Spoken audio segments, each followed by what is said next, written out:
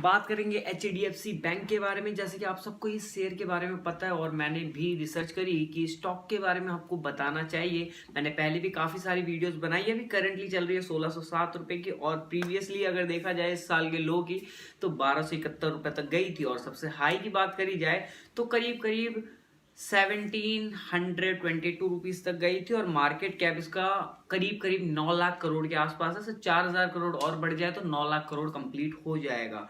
ठीक है, और आपको पता ही है बैंक का तो इंटरप्राइज वैल्यू निकलती नहीं है इसमें, तो इसमें उस कंडीशन का कोई भी लेना देना नहीं होता। अब बात करेंगे स्टॉक के बारे में कि ये स्टॉक किस तरह से काम करती है। तो इसका स्कार वैल्यू की बात, परसेंटेज की बात करी जाए तो 48.17% है। और अगर बात बोली जाए इसके नंबर ऑफ शेयर की तो इससे हमें ज्यादा कुछ लेना देना होता नहीं है। फिर भी मैं बता दूं 500 करोड़ के आसपास शेयर इसके मार्केट में सर्कुलेटेड हैं। वहीं पर अगर बात करी जाए इसके फेस वैल्यू की तो सिर्फ 1 रुपए का फेस वैल्यू है। इस बात को थोड़ा सा ध्यान में रख के स्टॉक लीजिएगा। अगर बात करी जाए अगर इसके मार्केट कैप जो चल रहा है उसके हिसाब से बुक वैल्यू को कंपेयर करा जाए तो बुक वैल्यू चल रही है सिर्फ 455 रुपए की। 455 रुपए की बुक वैल्यू चल रही है और आपको अभी करंटली देखने के लिए मिल रही है 1607 रुपए की, जो कि एक बहुत बड़ा मार्जिन आपको देखने के लिए मिलता है।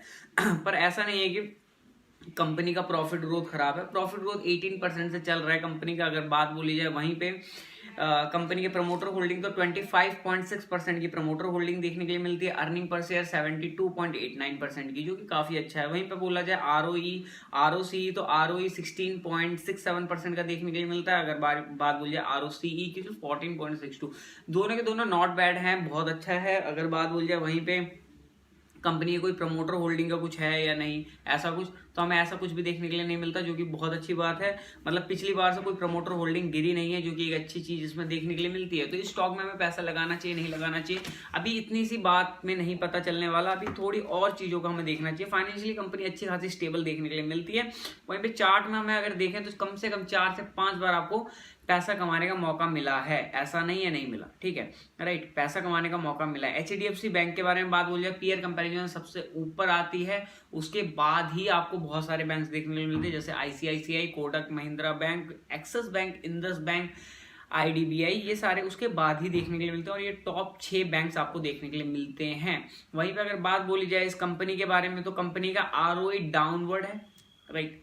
वहीं पे ROA return on assets upward है, जो कि एक अच्छी बात है। वहीं पे अगर बात बोली जाए इस कंपनी के NPA परसेंटेज की तो NPA जो परसेंटेज आपको देखने के लिए मिलता है वो काफी ज्यादा डाउनवर्ड और बहुत ज्यादा फ्लक्चुएटिंग देखने के लिए मिलता है, जो कि थोड़ा इशू क्रिएट कर सकता है, राइट।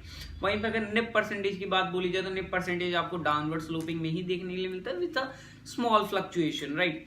उसमें बात बोली जाए कार परसेंटेज की तो 18.90% का है। वहीं पे कॉस्ट ऑफ लाइबिलिटी 3.20। अगर पैग रेशियो की बात बोली जाए तो 1.23%। अगर वहीं पे बात बोली जाए एवरेज ग्रोथ की तो एवरेज ग्रोथ परसेंट जो हमें देखने के लिए मिलता है एक डिसेंट ग्रोथ परसेंटेज देखने के लिए मिलता है, जो कि 20.83% का, राइट, जो कि एक अच्छी बात है। वहीं पे FFI का सबसे ज्यादा होल्डिंग है, जो कि 32.12%। इसीलिए मैं स्टॉक में इतना ज्यादा पैसा लगाने की कोशिश नहीं करता या मैं रेकमेंड नहीं करता। कारण यह है कि फॉरेन इन्वेस्टर के पास काफी ज्यादा पैसा है, राइट, और फॉरेन इन्वेस्टर ने सबसे ज्यादा होल्डिंग उठा रखी है।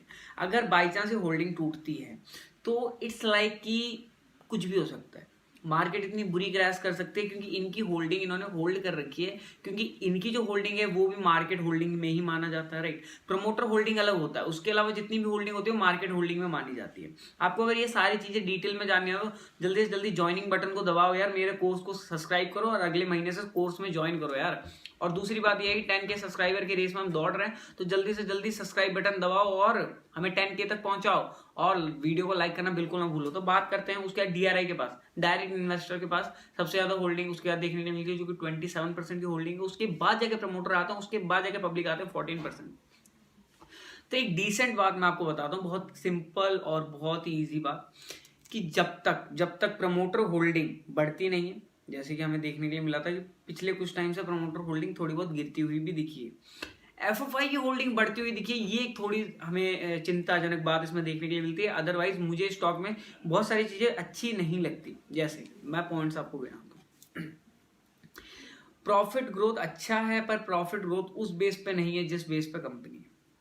कंपनी का मार्केट कैप बहुत ज़्यादा, इसके रिलेटेड अगर हम दूसरे बैंक्स को देखें तो हम उसमें ज़्यादा कर सकते हैं। मतलब देखो, आप जीते हुए घोड़े पे पैसा लगाओगे और दौड़ते हुए घोड़े पे पैसा लगाओगे तो मैक्सिमम चांस है आपका दौड़ता हुआ घोड़ा ज़्यादा पैसे बना दे, क्योंकि इसके पास जगह ज़्यादा है पैसे बनाने की। आपको आप में से बहुत सारे लोग नहीं समझे कि जगह ज़्यादा है पैसे कमाने का मतलब क्या होता है।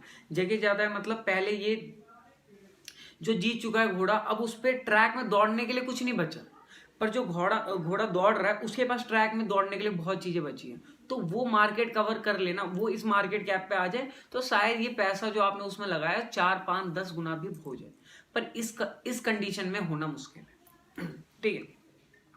दूसरी बात, एफएफआई की होल्डिंग और डीआरआई की होल्डिंग बहुत ज्यादा इशू क्रिएट करती है स्टॉक। और अगर बात बोल जाए स्टॉक में आपको पैसा लगाना चाहिए नहीं लगाना चाहिए, मैं सबसे पहली चीज बोलूंगा बैंक है। बैंक सेक्टर में आपको खुद एनालाइज अच्छी तरह से करनी चाहिए। ऐसा नहीं कि दूसरे कंपनीज की तरह थोड़ा बहुत एनालाइज कर ले, नहीं, बिल्कुल डिटेल एनालाइज। क्योंकि बैंक सेक्टर ऐसा सेक्टर होता है जहां पे डूबना और उठना दोनों ही एक क्वार्टर में काम कर जाता है। एक ही क्वार्टर चाहिए होता है 400 से 10 रुपए में आने में और 10 रुपए से 400 रुपए में जाने में। यस बैंक को आप लोगों ने बहुत अच्छी तरह से देखा होगा, 400 रुपए 500 रुपए स्टॉक चलती थी और आज कहाँ पे 10, 12, 15 रुपए पे चल रही। एक क्वार्टर का खेल होता है लिटरली। कंपनीज को तब भी बहुत सारे फेक न्यूज से बचाया जा सकता है, बैंक्स को फेक न्यूज से बचाया नहीं जा सकता। क्योंकि बैंक्स के अंदर कोई भी छोटी मोटी न्यूज़ निकलती है ना तो डायरेक्टली ये अटैक करती है। किस पे अटैक करती है? ये डायरेक्टली अटैक करती है न्यूज चैनल्स पे और पब्लिक फंड्स पे। तो ये सारा का सारा पूरी की पूरी तरह से ब्लैंक कर देता है, सारी की सारी, मतलब पूरा का पूरा बर्बाद हो जाता है। इस चीज को ध्यान में रखना। तो मेरे हिसाब से आप लोगों को सोच समझ के इसमें इन्वेस्टमेंट करना चाहिए। आपको क्या लगता है कि इसमें क्यों इन्वेस्टमेंट करना चाहिए और क्यों इन्वेस्टमेंट नहीं करना चाहिए? मेरे हिसाब से आपको HDFC बैंक में इन्वेस्टमेंट करना चाहिए नहीं करना चाहिए, इसके ऊपर अगर डिटेल वीडियो चाहिए तो आपको मिल जाएगी। मेरे हिसाब से तब इन्वेस्टमेंट करो जब आपको ये अच्छी लगे और दूसरी बात थोड़ा प्राइस कम हो, क्योंकि प्राइस थोड़ा ज़्यादा है, उसके ऊपर से मार्केट कैप ज़्यादा है। आप दूसरे बैंक्स पे भी ट्राई कर सकते हैं क्योंकि उसका मार्केट कैप कम है मेरे हिसाब से, क्योंकि मैं उन बैंक्स पे ज़्यादा ध्यान देता हूँ जिसके मार्केट कैप कम है, प्राइसेस ज़्यादा हो, नो इश्यूज। 1,500 का भी स्टॉक मिले कोई दिक्कत नहीं है, पर बात यह है कि स्टॉक में एक रैली दिखनी चाहिए। एक अच्छी खासी रैली दिखे ना तो स्टॉक में पैसा लगाओ। ऐसा नहीं कि अभी रैली दिख जाए, रैली एक साल बाद की भी दिखे, कोई नहीं, कोई फ्यूचर प्रोजेक्ट पड़ा होगा। दिक्कत है कि हमें रैली दिखनी चाहिए। मुझे HDFC में कोई रैली नहीं दिखती क्योंकि काफ़ी फैल चुकी है। जब बिजनेस फैल जाता है ना तब उठना ज़्यादा दिक्कत होता है, जब बिजनेस कम फैला होता है ना उसमें उठने में ज़्यादा दिक्कत नहीं लगती। 10 रुपये का स्टॉक होता है, 10 रुपये की कम, मतलब ऐसे मान लो कि एक फॉर्चून की दुकान है, वो बंदा कमा रहा है, कमाते एक शोरूम बनाएगा, शोरूम बनाते बनाते वो आगे जाके बहुत सारे शोरूम बनाए, उसके बाद जाके मॉल बना दे। पर आप एक मॉल पे पैसा लगाओगे तो मॉल से ज़्यादा क्या ही करना लेगा, उसका तो एक मॉल बन ही चुका है ना, 1, 2, 10 मॉल बन चुके हैं। अब उससे ज़्यादा उसमें इन्वेस्टमेंट का कोई पॉइंट ऑफ व्यू नहीं रहता, पर एक छोटे दुकान में पॉइंट ऑफ व्यू रहता है, क्योंकि अगर उसका 50% आपने उठा लिया और आगे जाके वो एक मल्टीनेशनल बन गई, मतलब एक मॉल बन गई या बहुत अच्छा खासा शोरूम बना लिया, उसने 15 शोरूम, उसके 15 आउटलेट बाहर मार्केट में, तो पहले आपने 10 ही रुपये लगाए थे पर आज वो 10 करोड़ का बन चुका है। तो इस चीज़ को ध्यान रखो।